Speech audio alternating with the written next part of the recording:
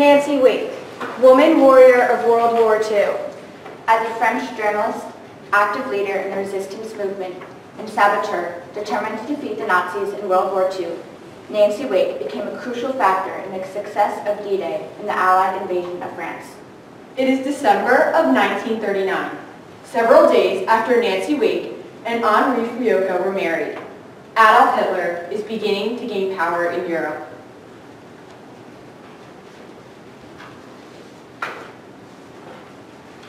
Henri, what do we do? Hitler's becoming stronger each day. Hitler has taken over Marseille. I have been called to the border to fight. Mon Dieu. I cannot just sit here. I hate wars and violence, but if they come, I don't see why we women should just wave our men a proud goodbye and then knit them balaclavas. Do you think an ambulance would help? I can drive to the border to save injured soldiers. Yes, that would do. No, you're just married, and it is my duty to keep you safe. It is not up to you. I want to do this. Please don't try and stop me. My wealth shouldn't be used as pleased. Okay, Nanny, as you wish. In 1940, France was overcome by Germany. Nancy Wake began to work for the French resistance and later joined the escape network of Ian Garrow, a fellow resistance worker. The Gestapo began to tap her phone and intercept her mail. Somehow our prisoners of war are escaping. I know that they are receiving assistance from Ian Garrow and his cohorts. They must be stopped. It is clear that it's someone working for Garrow. This person must be well connected and wealthy to be successful. Because this person is so successful and dangerous to our cause, I suggest a significant bounty to make their capture quick. 5 million francs then. That should get there quickly.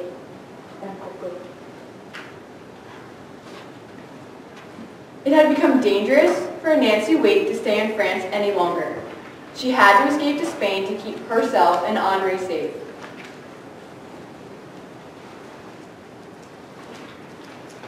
You have to leave. It's no longer safe to continue your work here. I cannot leave you here all alone. You are in danger staying here too. S'il vous plaît. I will meet you in England. I do not know what I would do if something happened to you. Yes, Henri. I am fearful that the Gestapo has found out that I am the White Mouse. I must leave immediately.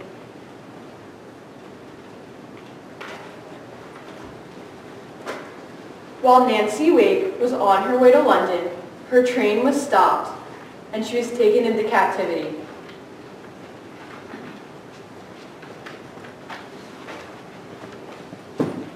Where's the headquarters of the resistance? I do not know. Where is your husband? Women don't travel alone. No, I was just with my husband. We had an argument and he left the compartment of the train without me. We do not believe you. We know you know much more than you are saying. You better be ready to talk later. Students from Socialist. With the help of Ian Garrow's escape network, I escaped my captors. It took me 94 hours to cross the Pyrenees, and I eventually made it to London. There, I was trained by the Special Operations and quickly rose through the ranks. Once I was high enough, I was given a mission to parachute into France to work with the local Maquis group to provide arms to the resistance. Salute, Nancy Wake. Is that you? Yes. Are you Margaret and Henri Tartarat? Yes, and we are so relieved you finally arrived. I hear you are carrying instructions for what needs to be bombed in advance of an Allied attack on Normandy. Yes. In order for this to work, we must bomb communication lines, factories, and railway junctions to stop the Germans from resupplying our troops. We have no time to waste. The munition drops are coming, and we need to arm the Marquis.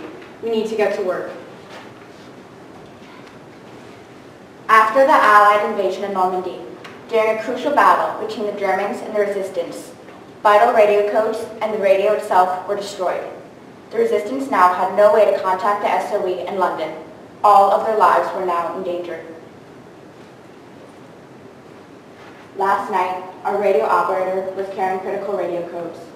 He was about to be captured, so we had to destroy the codes in the radio before it fell into the hands of Germans. I'm sure. Without that information on the radio, we have no way to communicate with London. We must recreate the codes and find a way to get information to London immediately. The closest radio operator is in Chateau Roux. I must ride my bike there. Nancy, that's over 400 kilometers away. They'll take at least 72 hours. This is too important. I will not take breaks and I will not sleep. You must be careful. There are several German checkpoints you will have to pass along the way. I will be careful. I must leave immediately. After successfully biking 400 kilometers in 3 days and getting the radio messages to London, Nancy Wake and the resistance received another drop, which included a new radio and a new radio operator to help stop the Germans. The war turned in the Allies' favor. Nancy Wake and her partners Henri Tarbadat and Margaret returned to Vichy to reunite with loved ones. Where is my husband? I can't wait to tell him about our experience. Nancy, I'm so sorry. Your husband was taken hostage by the Gestapo several months after you left. He would not give up their name or location. He died to keep you safe. Without him, you would have been in grave danger. I went on to win several awards, such as the Medal of Honor and the Legion of Freedom. She never regretted leaving and fighting, but she did miss her husband very much. She remarried John Ford in 1957, but sadly he died several years later. I lived until age 97. Looking back on World War II, I do not regret my actions. In the beginning of the war, I promised I would do everything in my power to stop the Nazi movement. My hatred of the Nazis was very, very deep.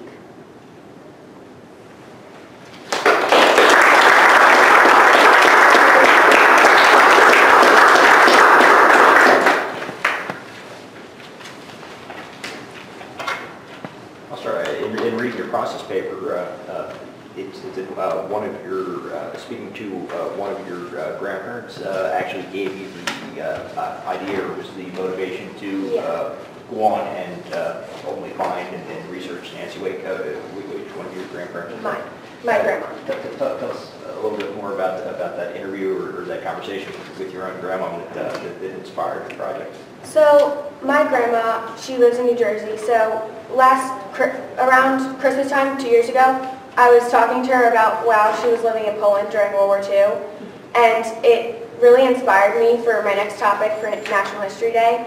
And so then when it came around again, I looked more into World War II and unknown women, and so that kind of is what drove us to Nancy Wake.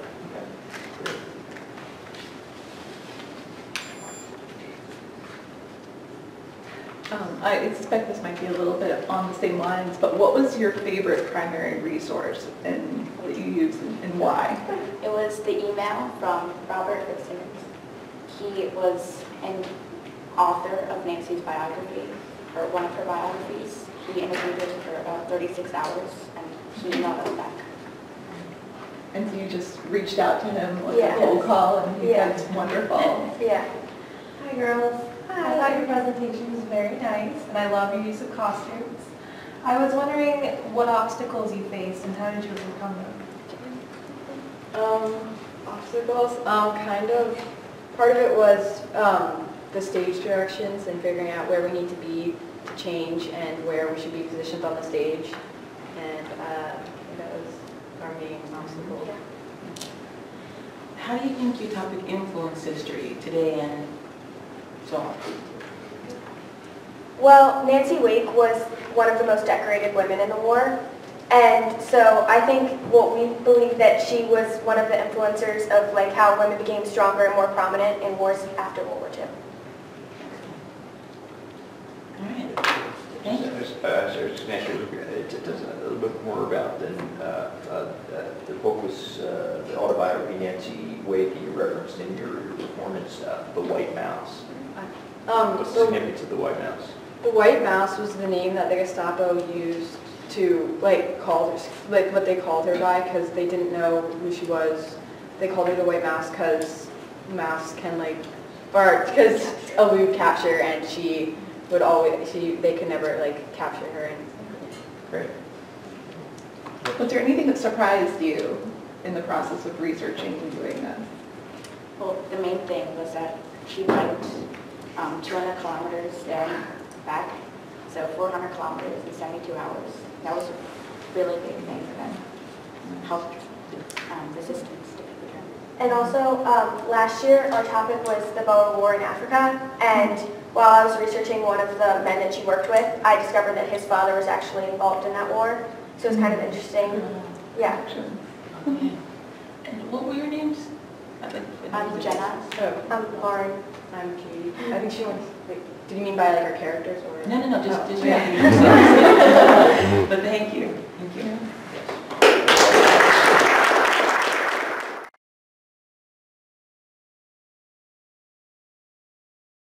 And stomach of a king.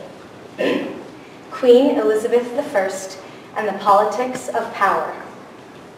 Because Elizabeth I, the Virgin Queen, defied and overcame the patriarchal bias of English nobility, she was able to arrogate to herself the power of the throne and lead England into a period of global dominance known as the Golden Age.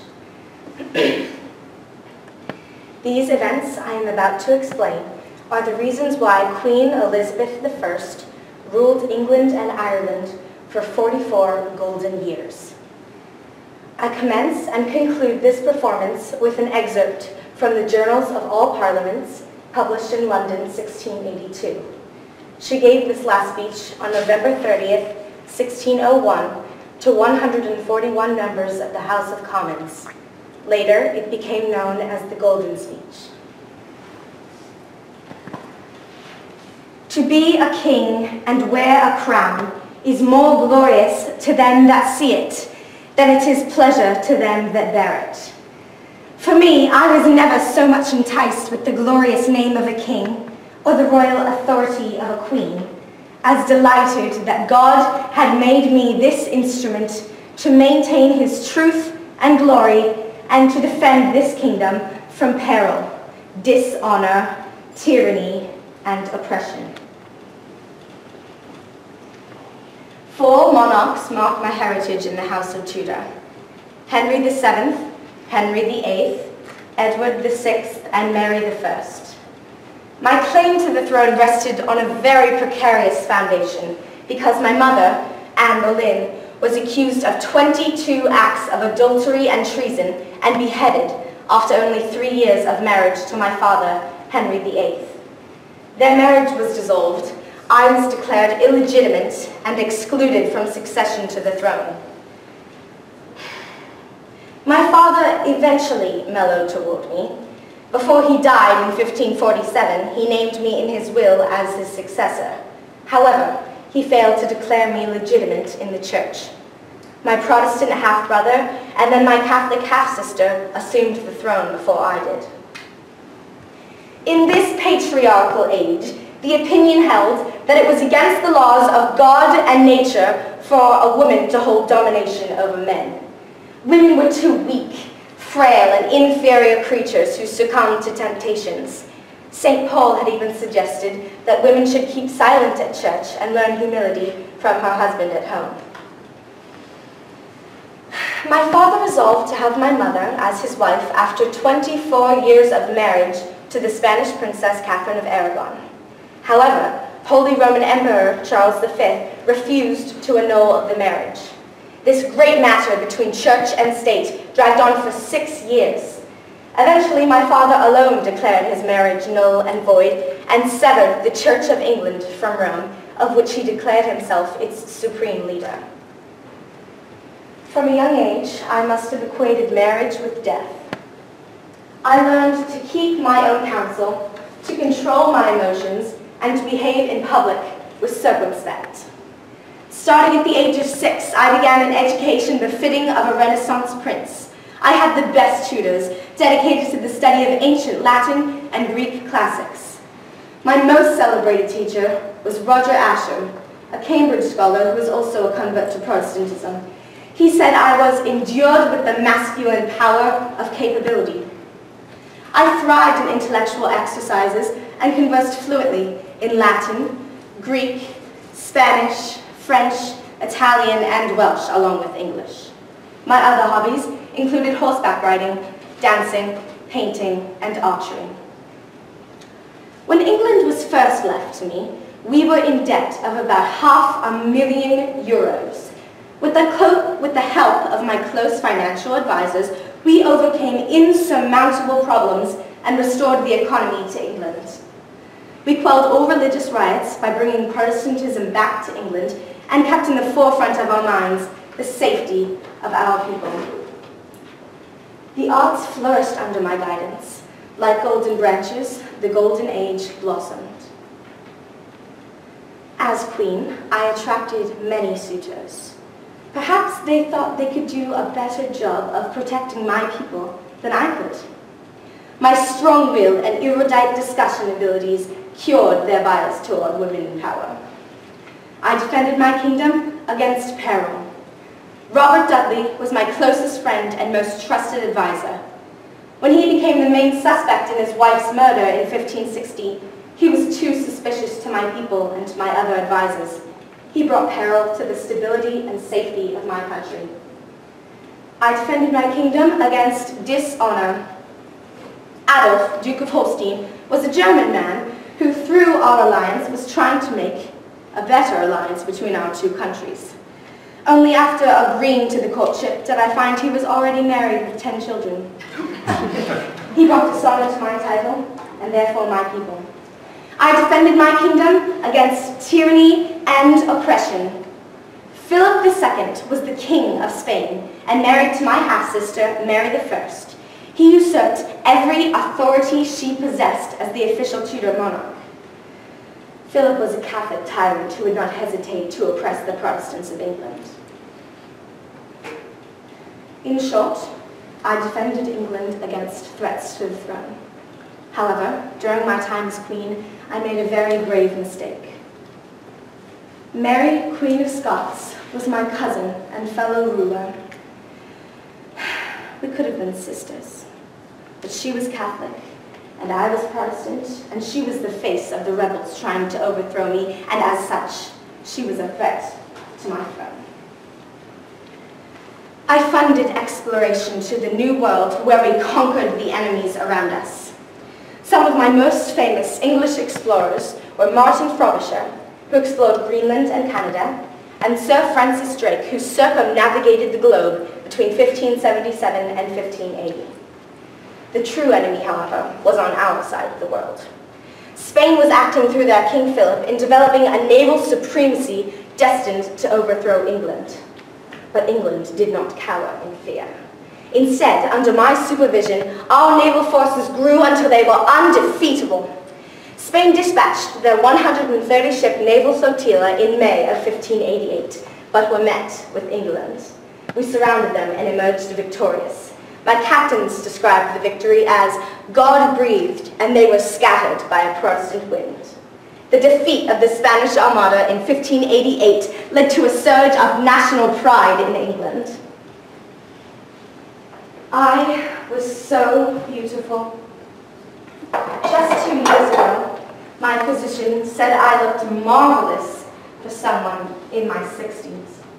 But now, the fairy queen in such a state. My bones are brittle, my hair is thin, my mind overworked, and becoming not so reliable anymore. The Virgin Queen in white.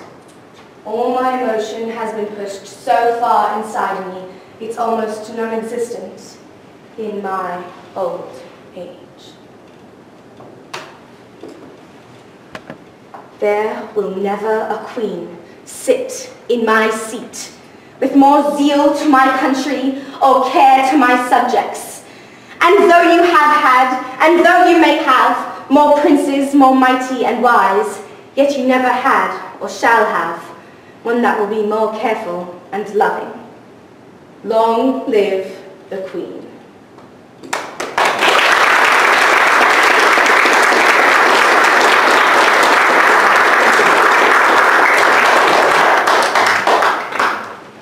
Well, that was amazing. Thank you. So great. I love the costume, of course, and I think we're all wondering how that came about, but I also wanted to say I love the symbolism of the flowers and plucked them dead ones after overcoming each thing. I thought that was so cool. Thank So you. could you tell us a little about your costumes? Did you have any like obstacles? Was it difficult? Yes, well, my mom and I decided our costume after looking at one of her most famous portraits, the Ditchley portrait, where she had a red and gold dress and pearls that went like this, but that was kind of hard to do, and ruffs and a wig with pearls in it. So we tried our best to copy it as much as we could, and I think it turned out really well. Yeah, you can tell you put a lot of effort into it. Thank you. Now, why did you choose this topic in particular? I was looking at feminism in the early 20th century, looking for someone who overcame the patriarchal bias of people around them, and I tried to go back to the very beginning of it, and Queen Elizabeth was like the beginnings. She was one of the first queens and one of the first great queens, and arguably made the golden age how amazing it was and brought England into the way it is now. Okay. Do you think that changed the perspective of British women in general? I think it did. They realized that not only a king could rule over them, that a queen could do that, and they thought that maybe, well, I can do better things now that this person has done this, and so maybe there's a chance for the rest of us.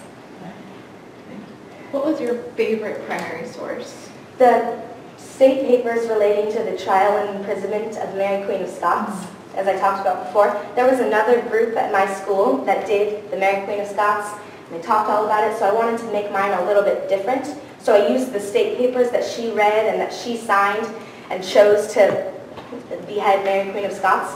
And I saw her thought process and how she agreed to it, and I really used that in the way she overcame large problems that made her country the way it was. I used her personality, I guess, in the way she did regret it afterward, but in the time she felt like that was what was right, and that's what I used the most.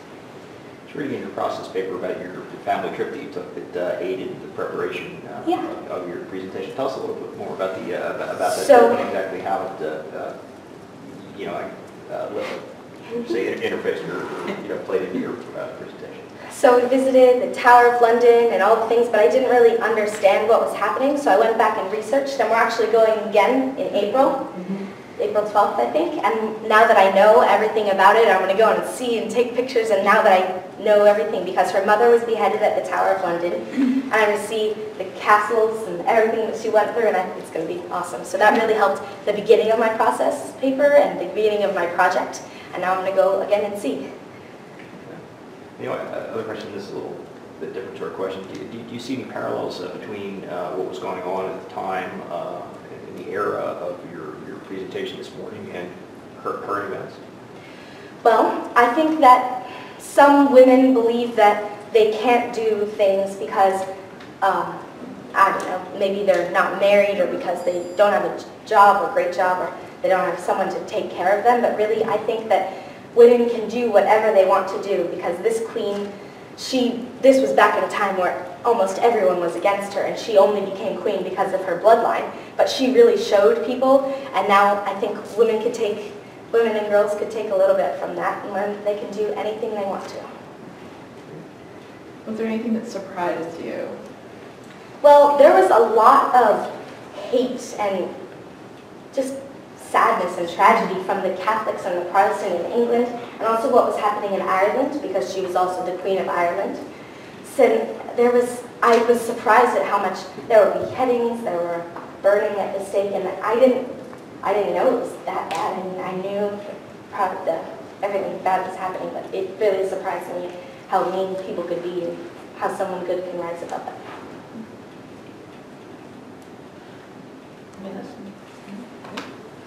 All right.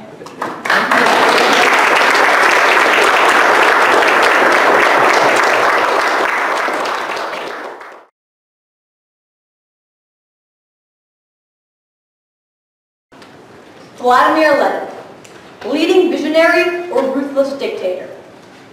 Although Vladimir Lenin wanted to create a visionary style of Russian government, he overthrew Kerensky's provisional government to gain power and to become the communist dictator of Russia.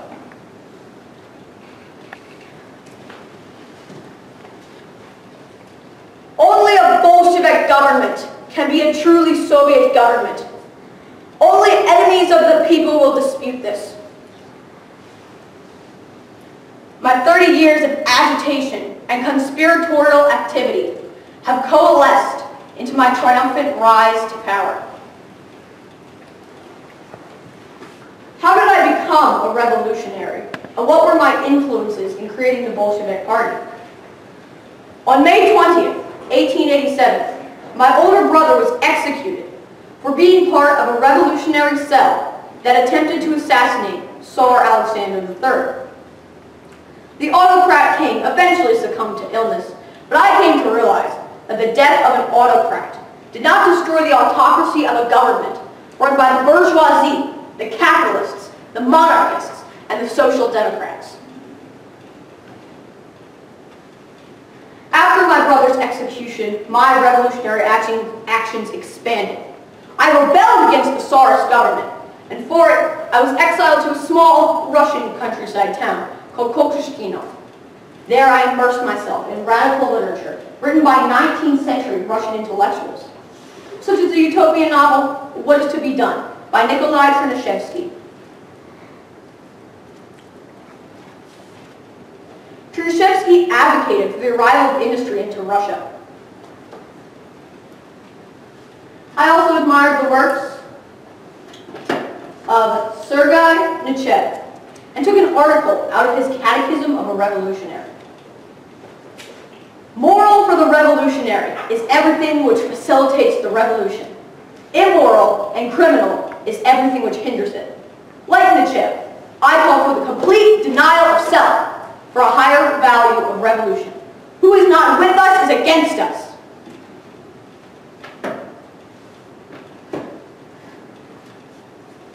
Early in March 1895, I was arrested because of my Marxist views.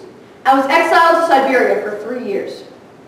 I had read Marx's Das Kapital and took a critical view on his Communist Manifesto. Marx placed only the cornerstones for which socialists must use to move forward.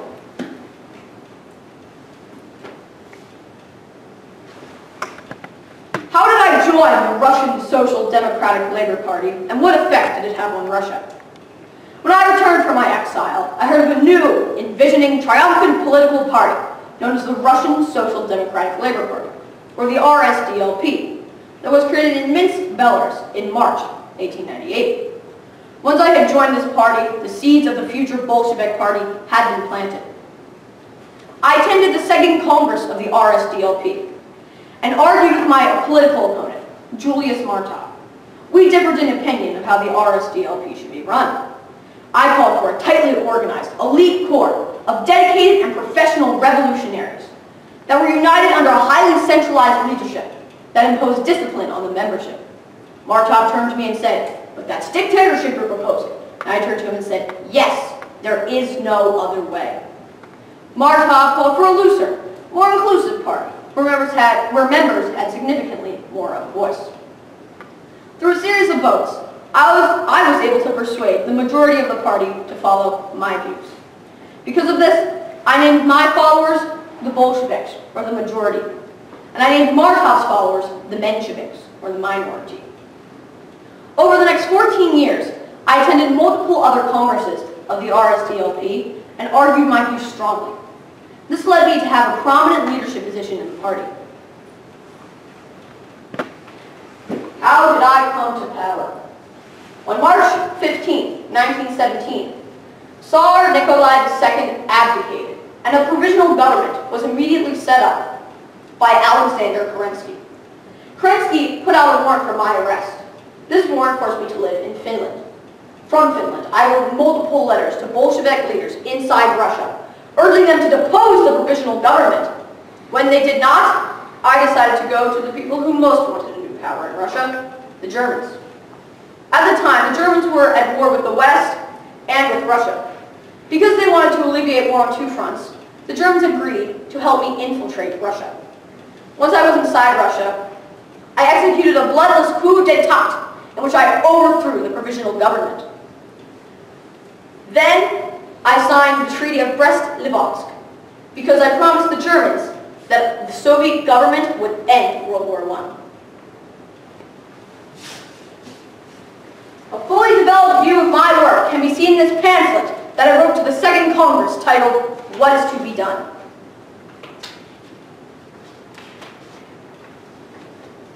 I relegate to the swamp those who disagree with me. A revolution is a profession to which one's whole life is devoted. The narrower an organization of professionals, the more difficult it will be for the police and an autocracy to draw it out. The social democratic organization must be composed of professional revolutionaries. All distinctions between workers and intellectuals should be wiped out. The party is to be a narrow one, with a limited membership and as conspiratorial as possible. In dictatorship, I triumph.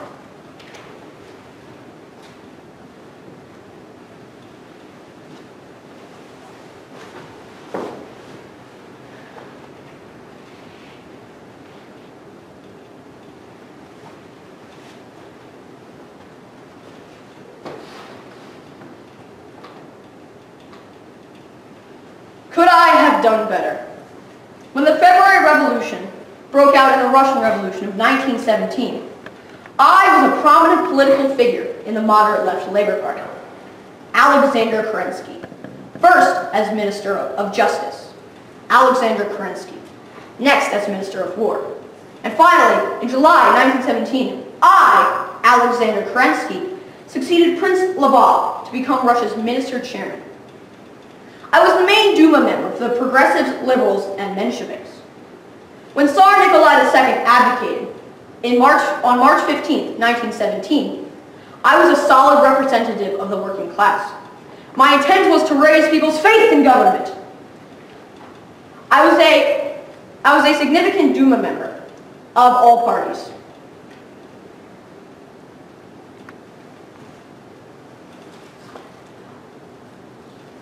I defended the citizens from the injustices of the Romanov dynasty. As Minister of War, I led Russia's last World War I offensive in June. Under pressure from the Allies, I decided to attack the Austro-Hungarian German army. Russian forces were beaten back after a strong counterattack. I was too intent on continuing Russia's obligation to the Allies. When my provisional government took power, everybody expected us to end the war. But instead, we were defeated. And in addition, I alienated the moderate and elite officers' corps, summarily dismissing General Lvov Kornilov, the supreme commander of the Russian forces. Instead, I became the commander-in-chief. Lenin and his Bolsheviks came to be my bitter rivals, promising peace for the soldier, bread for the worker, and land for the peasants. The Russian army was dispirited, undisciplined, and war-weary. The military criticized my liberal policies, including the right for unions to organize and strike, equality before the law. I also instituted equal rights for women. When Tsar Nikolai II abdicated, I set up a provisional government, but the Bolsheviks immediately took power.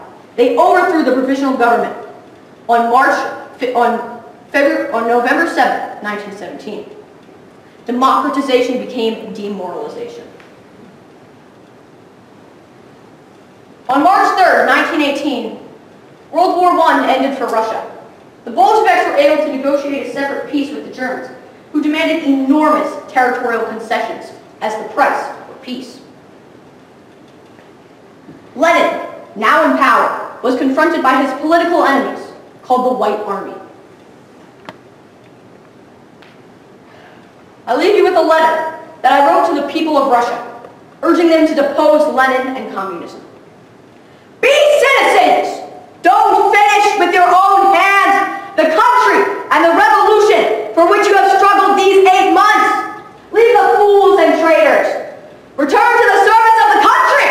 Return to the service of the revolution. Return to the service of the people. It is I, Kerensky, who say this. Pull yourselves together. Tragically, Lenin has become the architect of the Soviet state and communism. The communists took power and ruled Russia until its collapse in 1991.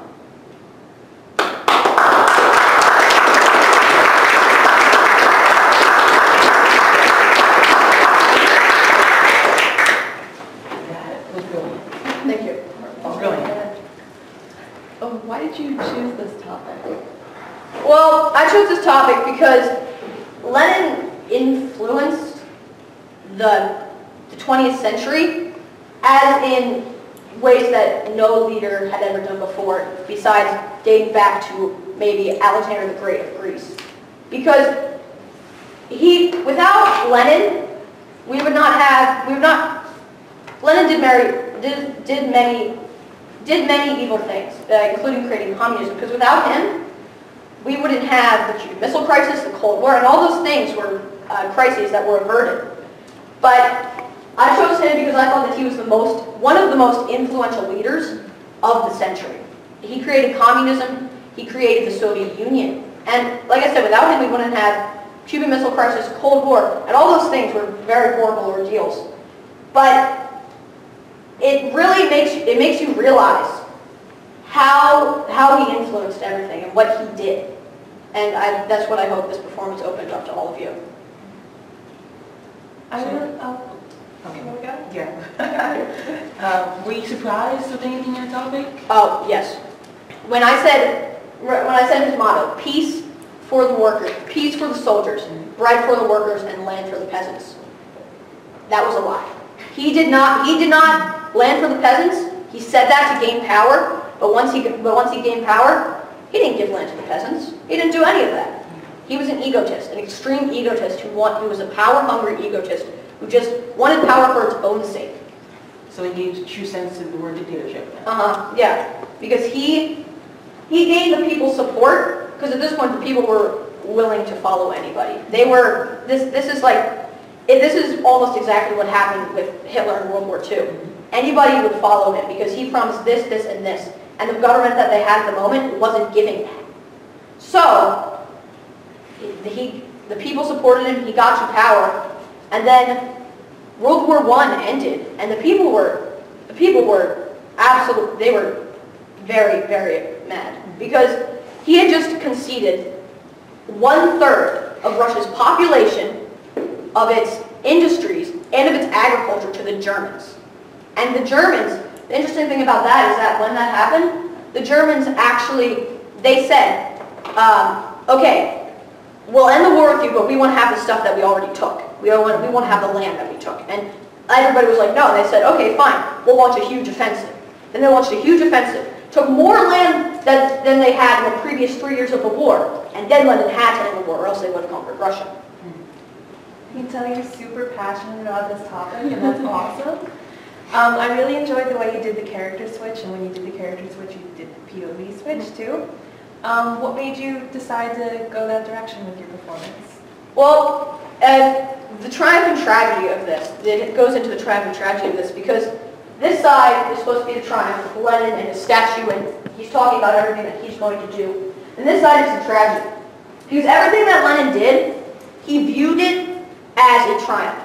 Russian Civil War, took power, triumph for him. He viewed everything as a triumph that he did. But Kerensky, for people like Kerensky and others, they viewed everything that he did as a tragedy, taking power, the end of World War I, the Russian Civil War. They all viewed it as a tragedy because in World War I, Lenin had conceded so much land, and Kerensky was dethroned from power by Lenin. So that was considered an extreme tragedy for Kerensky.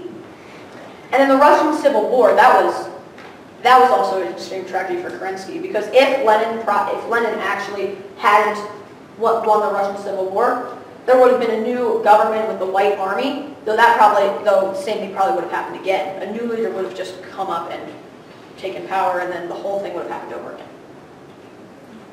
I think you just kind of answered the question I was going to ask you. Elaborate on what you've written in your process paper about the role that perspective plays in terms of the overall theme that you're triumph and tragedy. You largely do that, but perspective is pretty key here, right? Yes, it is. I wanted to mention real quick, I thought it was really cool that when you were talking about Kerensky, even from a tragedy point of view, you mentioned a lot of his policies, which would seem probably more democratic to us today, like the equality for women. Yeah. So that dichotomy is present in the performance. He tried to make a democratic society, but it failed because Russia didn't actually have the strong civil societies to support that kind of government.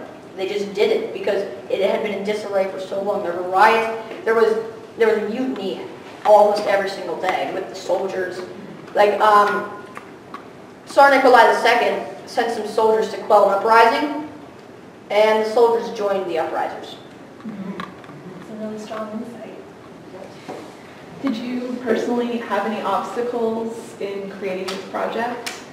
Lenin is a very complicated character because at first when I was researching, I was very confused because it said that I understood the whole beginning of his life, but then he joined this political party, switched to this one, and then went to that one. And I was like, wait, what just happened? So he's a very complicated character in his ideas, what he used to create everything. It's not just his brother got executed, and because of that he rose to power and he took power, and then he created communism. That's not it. Like those books over there, those books, he read those books. He translated the Communist Manifesto into Russian from Germany. He was really intent on his communism. He wanted people to know this. He wanted people to understand what it was, and it's a horrible type of government. It's very gruesome, but in the end, he was very passionate, and he would kill anybody who didn't agree with him. Stalin did that too. Lenin wrote a last testament, and it was supposed to solve the rivalry between the two key people in his party besides Lenin, Trotsky, and Stalin. Well, Stalin took most of the power of the party and exiled Trotsky and later had him murdered. So Stalin did the same thing. Just out of my own curiosity, I'm not confessing my ignorance here, but as I look at your annotated bibliography, there's a lot of Vladimir Ulyanov. Ulyanov. His real name was Vladimir Ilyich Ulyanov. Okay. That was his name. So it is the same person? Okay. Yes, it is the same person. Because Vladimir Lenin was a pseudonym. It was a pseudonym that he gained over in Europe. But his real name is Vladimir Ilyich Ulyanov. Okay, great. Yeah, I was thinking to myself, well, all those Vladimir. Probably is better answer just to be sure. So, yes, my ignorance there. But thank you. Great job.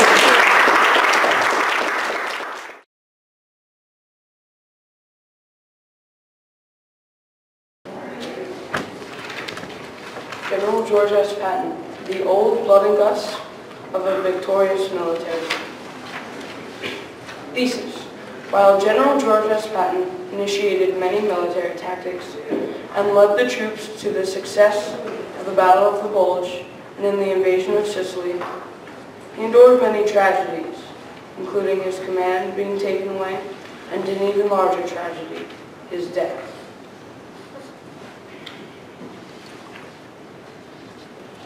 Soldiers!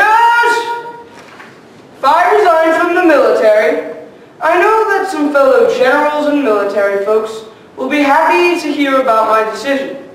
I know you refer to me as old blood and guts behind my back sometimes, saying our blood and his guts.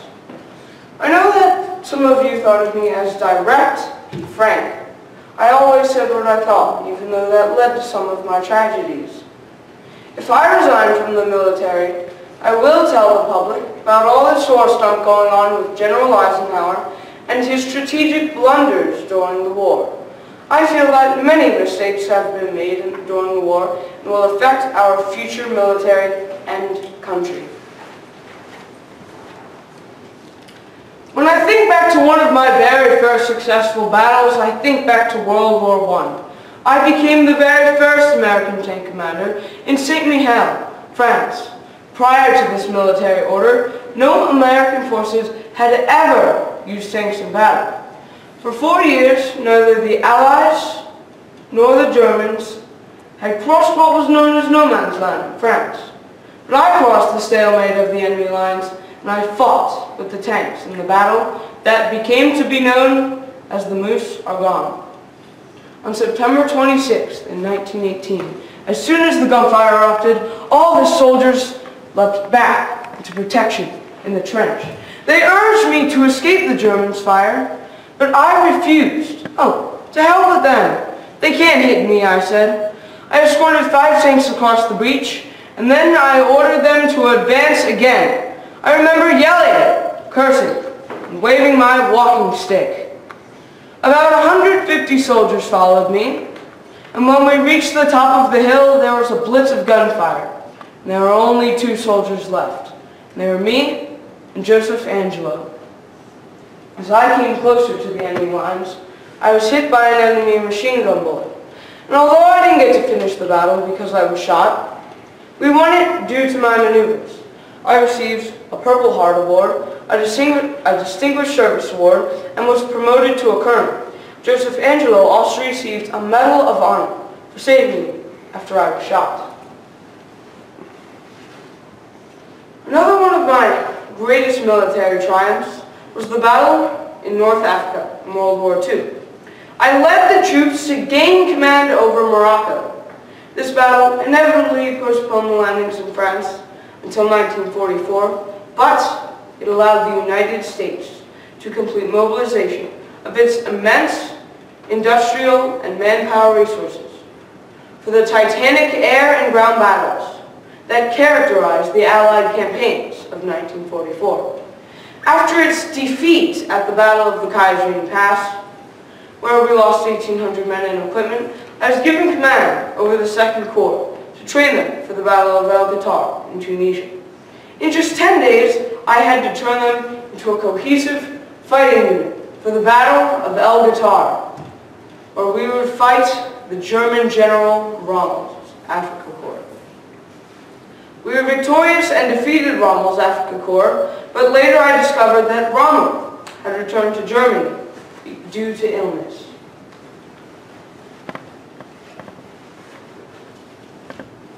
Another one of my greatest military victories was the invasion of Sicily, where I was able to capture Messina in just 38 days. This was key because it enabled us to invade Europe. The invasion of Sicily was codenamed Operation Husky. The landing started with me as now ranked a lieutenant general, commanding American ground forces, and the British General Montgomery, commanding British ground forces. You may know that some compared Montgomery and me. They say that we are both egotistical. But here's the difference. Montgomery's ego is focused only on himself. And my philosophy is attack rapidly, ruthlessly, viciously, without rest. And however tired or hungry you may be, the enemy will be even more tired, more hungry. Keep punching.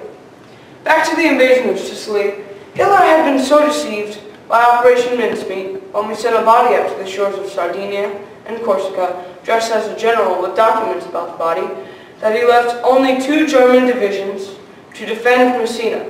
Even several days into the attack, he was convinced that it was a diversionary maneuver and told his officers to expect landings at Sardinia or Corsica. My army's goal was to reach and capture Messina and prevent the German and Italian troops from escaping to the mainland. We were able to capture Messina, but we were not able to capture many German or Italian troops. During the invasion of Sicily, I endured a tragedy. Some of you may know about these so-called slapping incidents.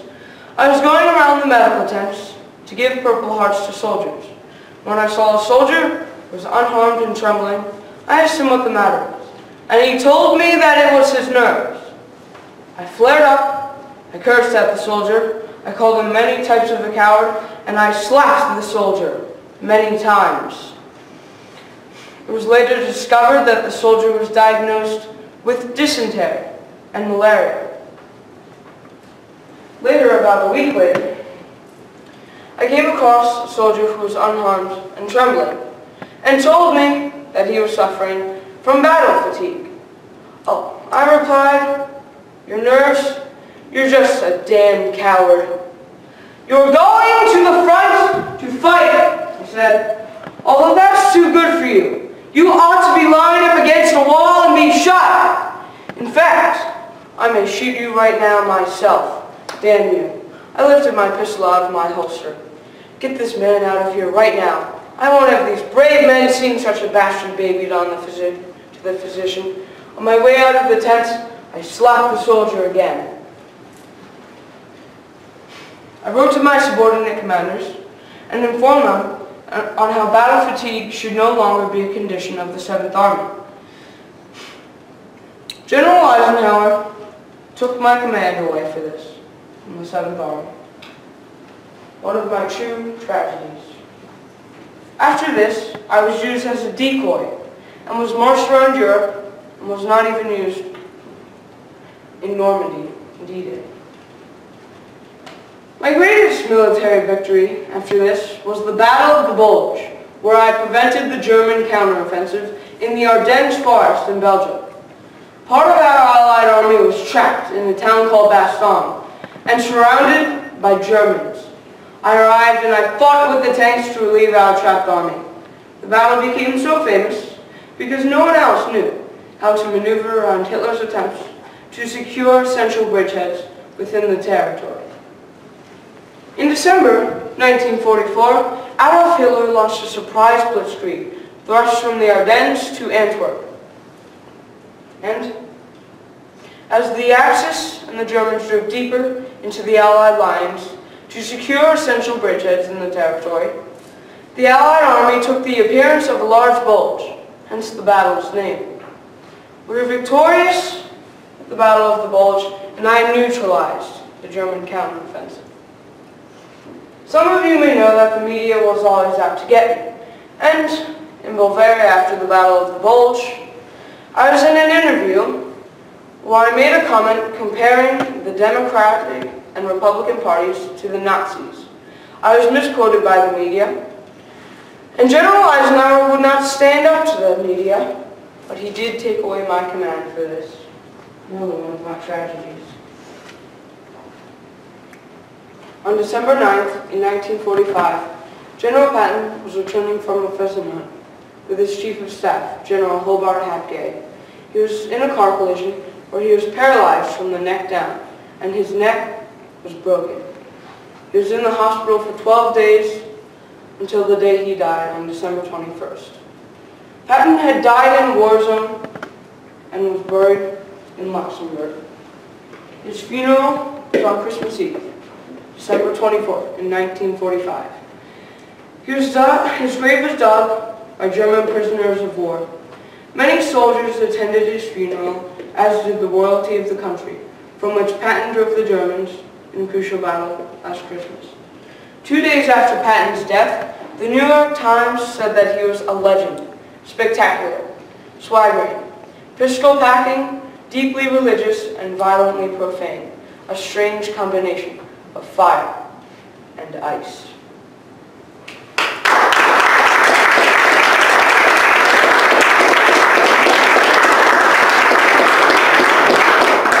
Any questions?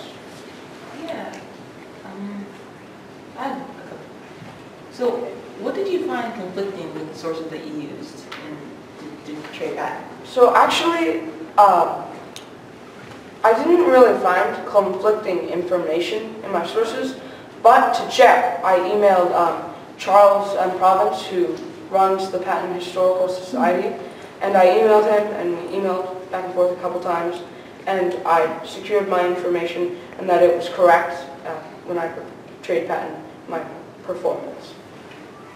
Seems like you're really passionate about the topic. Why did you choose it? So I chose Patton because while I was doing preliminary research this summer, because I wanted to choose my National History Day topic, I came across the name Patton, and so I researched more on Patton, and I found how great his contributions were to the military and how important of a general he was in World War I and in World War II.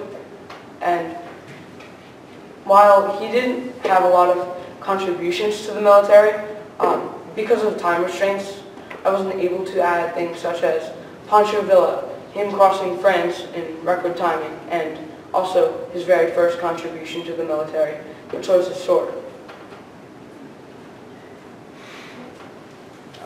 Yeah, I mean, this being a pertinent question anyway, but that's, I'm always really fascinated by folks who have talked to family members or family friends or who have lived through the period of time. I know in your process paper, your topic is a tribute not only to General Patton, but also to your grandfather who served under Patton. Did you ever have occasion to speak with your grandfather about that experience? He died before my birth, but I was able to talk to my dad because my grandfather spoke to my father about the war. He didn't really speak to him much about the war, but he did think the world of Patton. And I asked that too because it's interesting because, I mean, a lot of folks say that these people who came back from World War II tend not to talk much about it. So, that's great. That's great. Okay, we'll talk to your dad. What was your favorite primary source and why? So my favorite primary source was The War as I Knew It, and it was Patton's diary, where I was able to obtain a first-person view of the war, and it was written by Patton himself, who is my topic. And he also gave comments, which I said in my speech, strategic blunders that Eisenhower made, and Patton didn't really have, Patton did not like Eisenhower very much, and when I emailed through Charles and Province, he also had some comments about Eisenhower, and that he was picked, it is true that he was picked as a supreme commander so he could be easily controlled, and even like before the war started, he was thinking about running for president, and that's why he gave Montgomery all the fuel in crossing fence and world record timing, which is another one of Patton's tragedies, and he also commented about that in the book as well. And so that was your favorite primary source. Yes. What were the sources that you found most valuable while you were doing research? One of them was The War as I Knew It, and then others were, I have articles from the Library of Congress where there are Patton's transcripts from the diary. Some of them hadn't actually been put into The War as I Knew It. And then another one of my sources that was very useful was The Unknown Soldier by Charles and Province, because it had information that I did not find in other books, such as Patton's resignation from the military, which was a big thing.